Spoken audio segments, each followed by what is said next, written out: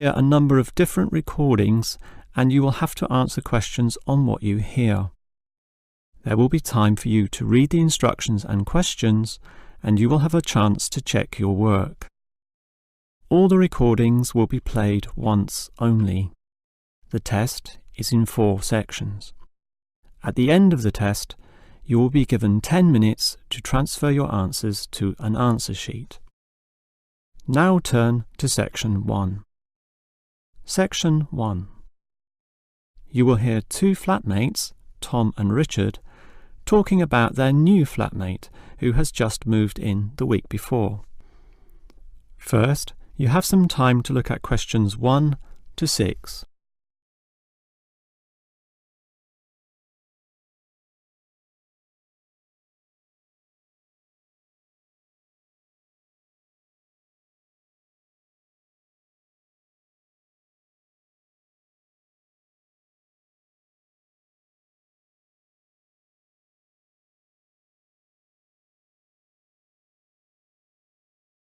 You will see that there is an example that has been done for you. On this occasion only, the conversation relating to this will be played first. Hi, Richard. I'm glad I caught you here. Can I just talk to you about something? Our new flatmate, Anders, is not quite what I had hoped. I was wondering if you shared my concerns about some of his behaviour.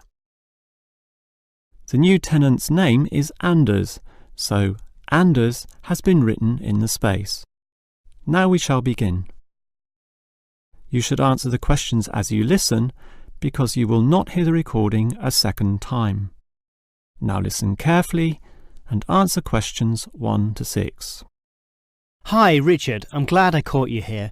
Can I just talk to you about something? Our new flatmate, Anders, is not quite what I had hoped. I was wondering if you shared my concerns about some of his behaviour. Yes, Tom, I know what you mean, but we can't be entirely negative. He has good points. I mean, at least he's quiet. He doesn't play loud music all night or bother others or turn his TV up, disturbing everyone.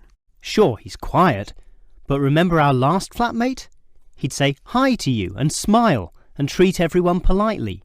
In comparison, this new guy is very impolite. He just grunts in reply and sometimes ignores me altogether. I guess that's just his way, just his character. I don't think he realises he's being impolite, and it shouldn't matter to us too much. We can just ignore him too and quietly live our own lives. But his friends are hard to ignore when they visit. I know what you mean, but how often does that happen? I rarely see them, maybe once or twice a month. If they came more often, it might be a problem, but as it is, such rare visits don't matter so much. Wouldn't you say so? Well, I'm not sure, since it's very obvious when they're here because of all the cigarette smoke in the house. It stinks up the place, and we don't allow smoking on the premises. Well, I've never seen them doing this. Maybe they do it outside. Perhaps we can talk to Anders about it. Always remember, though, in one respect, he's a good tenant. And it's the most important aspect. The previous flatmate would always pay the rent late. I know what you're going to say. This guy pays promptly. But there's more to being a good tenant than prompt payment. I mean, you need to turn off the TV, clean up your dishes, dress respectably, be polite, and so on. I guess what I'm saying is that basically you need to cooperate with the others, and this new guy fails significantly in this respect. Okay, I suppose you have a point there. Before you hear the rest of the conversation, you have some time to look at questions 7 to 10.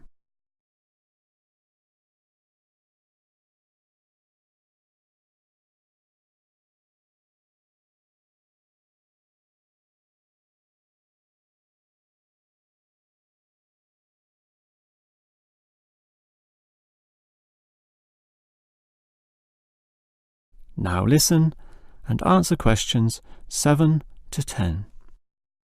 I tell you what, Tom, why don't we talk to our new flatmate, Anders, about these issues? If we throw him out, we'll have to go to all the trouble of finding another flatmate who might not necessarily be much better. So let's give the current guy a chance.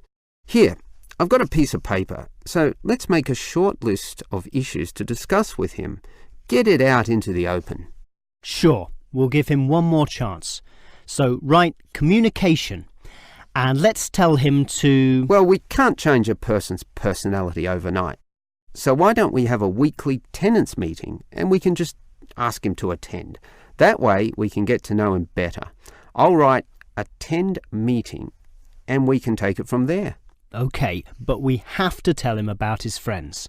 They can't just do whatever they want. Write a heading friends and then write don't smoke anywhere, inside or outside. Well, instead of being so direct and possibly causing offence, I'll just write follow rules and verbally mention the rules. TV off by 10 p.m, no loud music or bad behaviour, including smoking. OK, do that, but I still think we need to specifically mention that last issue. You know how I can't stand the habit, so I'd like this to be another and separate point. Cigarettes, strictly forbidden. And it's important to include the strictly here. Can't pussyfoot around too much. Sometimes directness is necessary. OK, I'll write that. Forbidden. OK, and what about cleaning duties? Anders is a little too relaxed about that. Dishes are sometimes not washed, dirty teacups are left around the place, and so on. So, write, must do better. Yeah, again, Tom, he might take that personally and it could cause a scene. I'd rather be general. I'll write must be done and I'll tell him that that's for everyone, not just him. OK? OK, as long as he gets the message. That is the end of section 1. You now have half a minute to check your answers.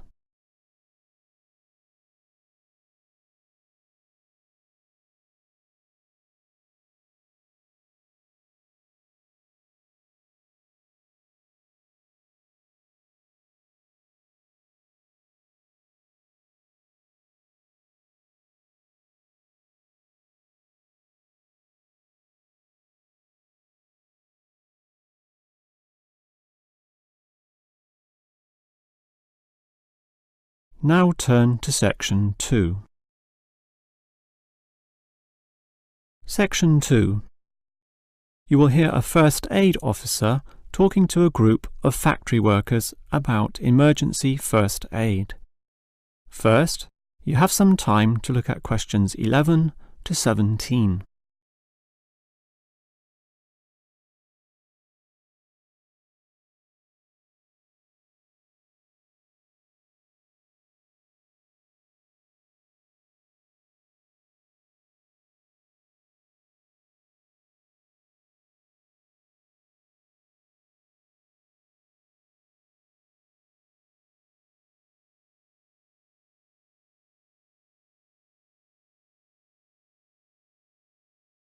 Now listen carefully and answer questions 11 to 17.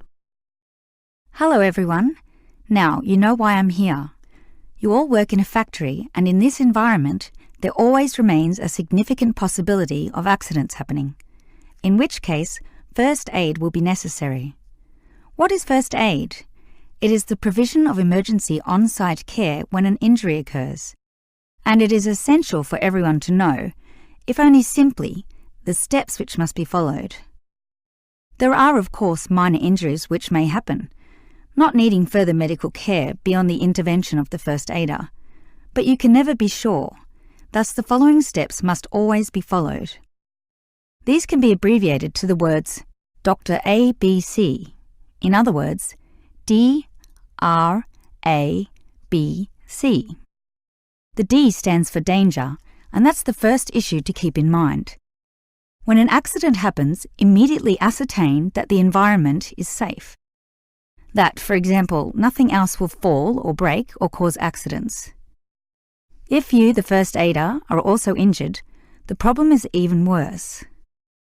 The R stands for respond. You must then ascertain the best response.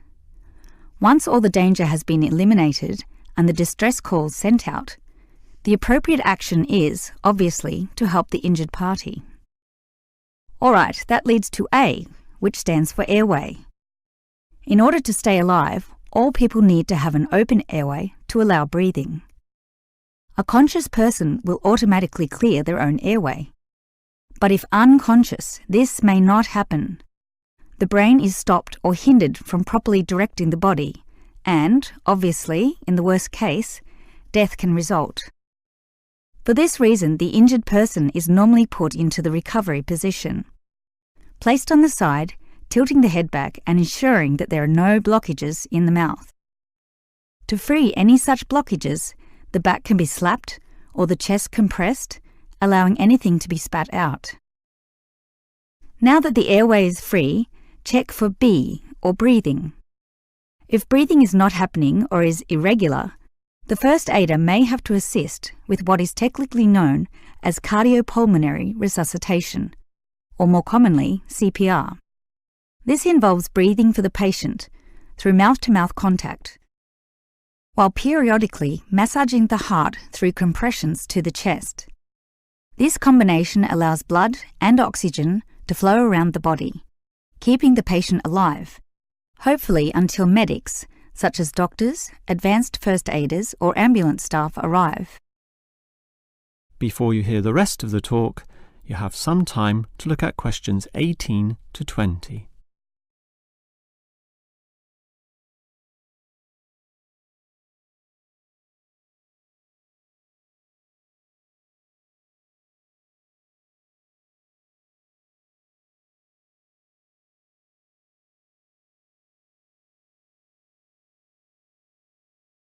Now listen and answer questions 18 to 20. Now, it's certainly good to have knowledge of emergency first aid, but, obviously, the best situation is simply not to have accidents occur in the first place. For that, you need to be aware of safety issues, but just saying "be aware" does not usually achieve much. It is more important to have an appointed person whose job is to ensure awareness and work safety. Safety inspections would obviously be part of their job, whereby they can make sure, for example, that the first aid boxes are fully equipped. Another idea is to put posters on the walls, but, interestingly, research has proven that these tend to be ignored, becoming just part of the wallpaper, seen but not put into practice.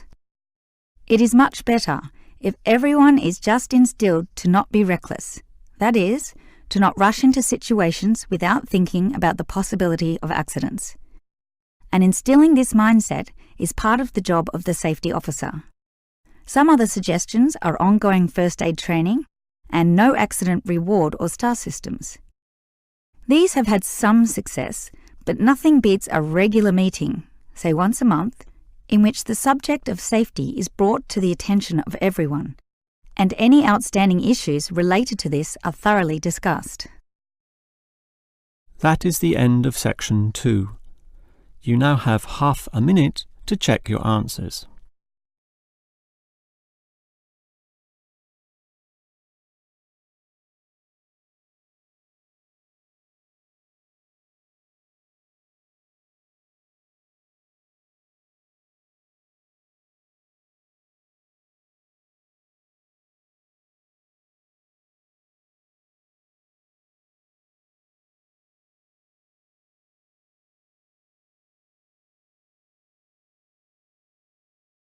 Now turn to section 3.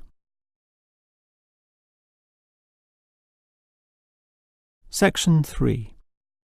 You will hear two students, Frank and Nicole, discussing their research on university waste.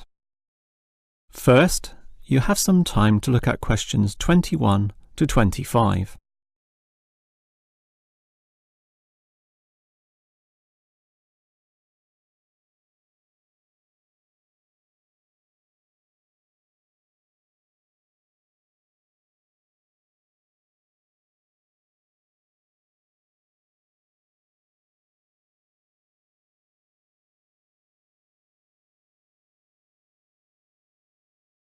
Now listen carefully and answer questions 21 to 25. Hi, Nicole. As you know, we've got to decide on the best ways this university can reduce its waste. You inspected the eastern campus and I did the western buildings. Did you do all the interviews as well? Yes, I interviewed all the staff who made some good observations, and I interviewed some of the students. The students said little that was interesting. They don't seem to care that much. It was the cleaners, surprisingly, who revealed the most relevant facts. That's not surprising to me. They empty all the bins, so they see the waste firsthand, whereas the staff just throw things away without thinking. What item was most commonly disposed of? Well, it really depended on where I interviewed. In the cafeteria precinct, obviously paper plates and cups were thrown away all over the place. There was almost no attempt at recycling. However, across the university in general, it was paper copying that filled up most bins, far more than plastic or other forms of waste. Do people care about this, then? Well, some do, if you can believe them. I must have interviewed about 30% of customers in the cafeteria, and the results were mixed. Out of all the people I interviewed, well over half, maybe about 55% of them, were quite honest about it, telling me that they had little concern. The other fraction, 45%, were more troubled. Yes, but do they do anything about it? Surprisingly, quite a significant percentage do something, even if they aren't particularly concerned. I mean, small things. About 10% bring their own cups to the cafeteria, for example, and at least 1/3 said they use recycling bins. So, in total, it's an equal split between those who do something or those who don't.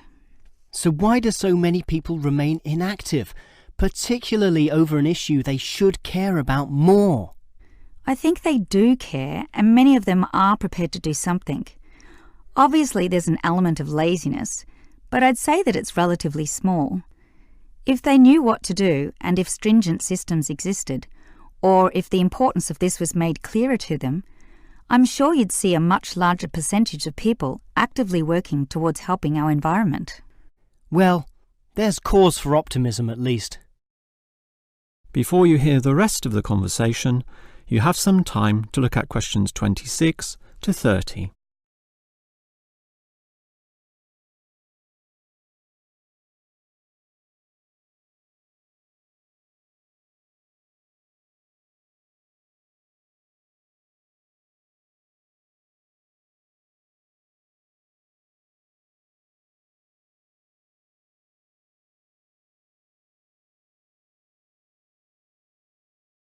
Now listen and answer questions 26 to 30.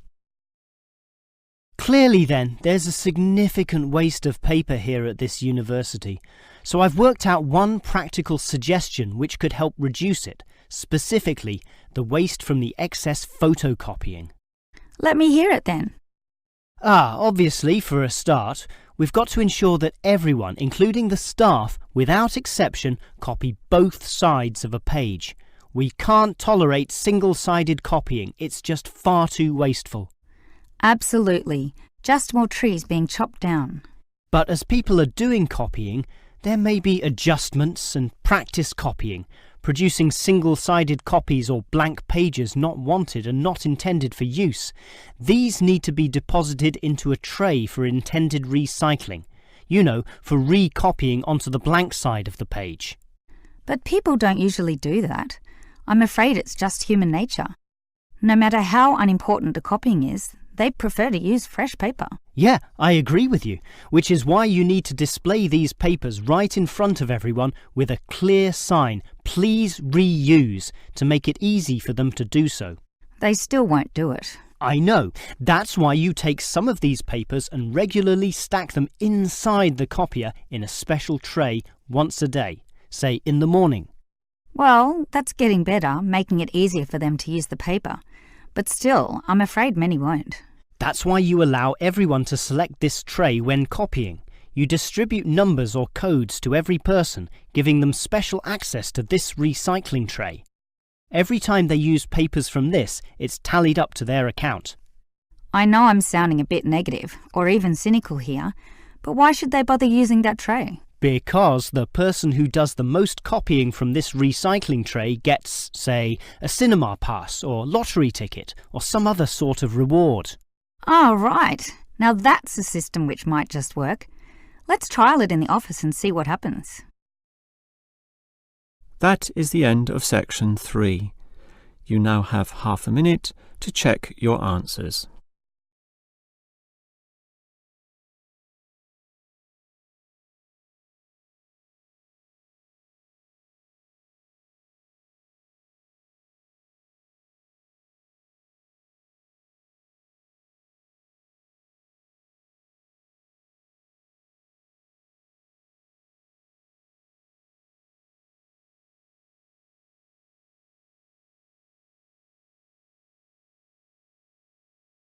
Now turn to section 4. Section 4. You will hear a lecturer discussing techniques for removing carbon dioxide from the atmosphere. First, you have some time to look at questions 31 to 33.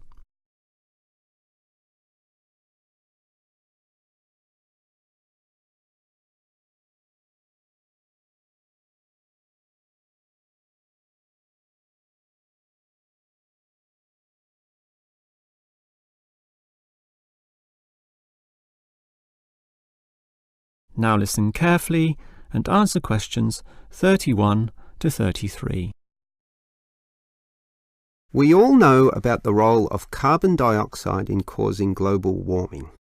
Obviously, society needs to reduce the release of carbon dioxide, otherwise known as CO2. This gas comes from the burning of fossil fuels, such as coal and oil, and it is virtually impossible for society to prevent or even limit such activity. Our need for energy and power is just too great. Instead, a more practical idea is to collect the carbon dioxide from the burning process, for example, directly from the chimneys of power stations, and somehow prevent this gas from being released into the environment. To do that, you need to store it somehow, and that has to be essentially forever.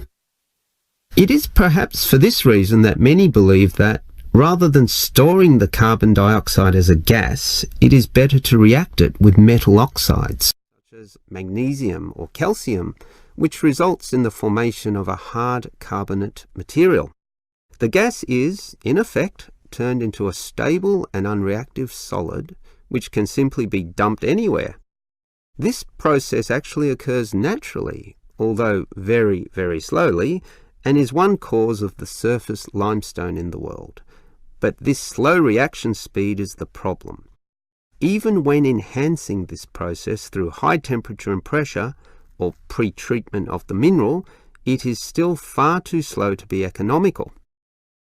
One other technique which has been suggested is to pump the gas to the bottom of the ocean, where it would react with compounds in the seawater, forming carbonic acid.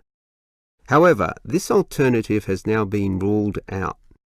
The CO2 may be removed from the atmosphere, but the high oceanic acidity which would result raises its own set of problems, mostly with all the delicate life and the intricate food chains which exist there, some on which we ourselves depend, and that's something which no one wants to experiment with.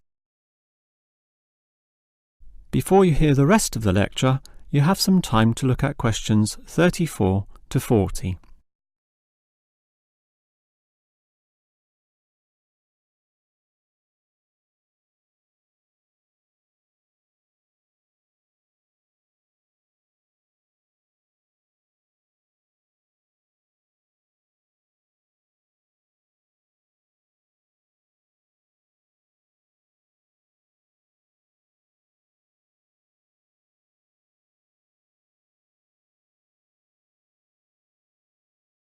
Now listen and answer questions 34 to 40.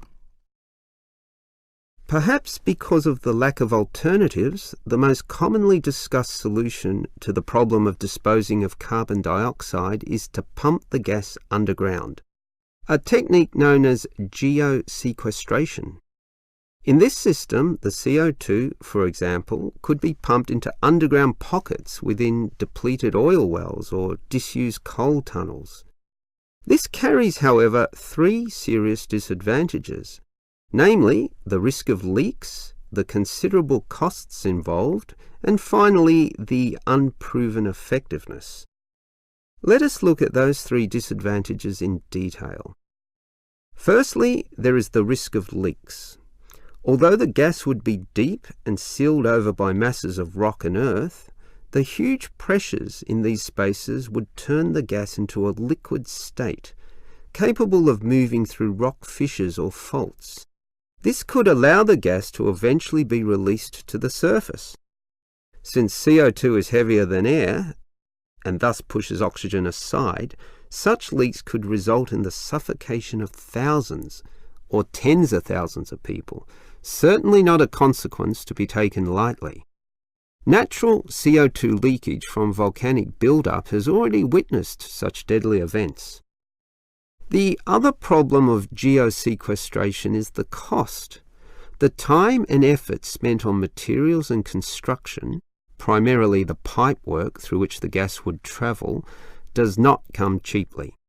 So, if this system were to be implemented in, say, coal-fired power plants, the extra cost would have to be paid by the electricity user, whose bills would almost double as a consequence.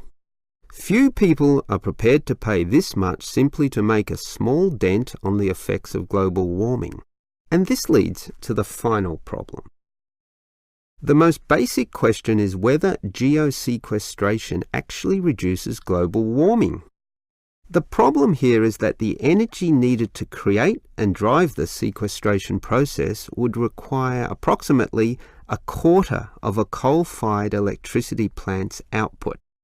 In other words, the plant would have to burn 1/4 more of its coal just to account for the sequestration of the carbon dioxide.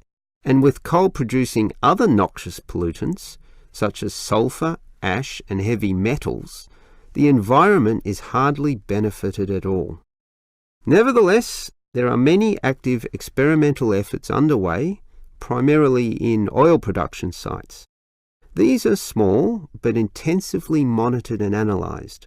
All we can say now is that the jury is still out on whether underground carbon storage will one day be feasible. That is the end of section 4. You now have half a minute to check your answers.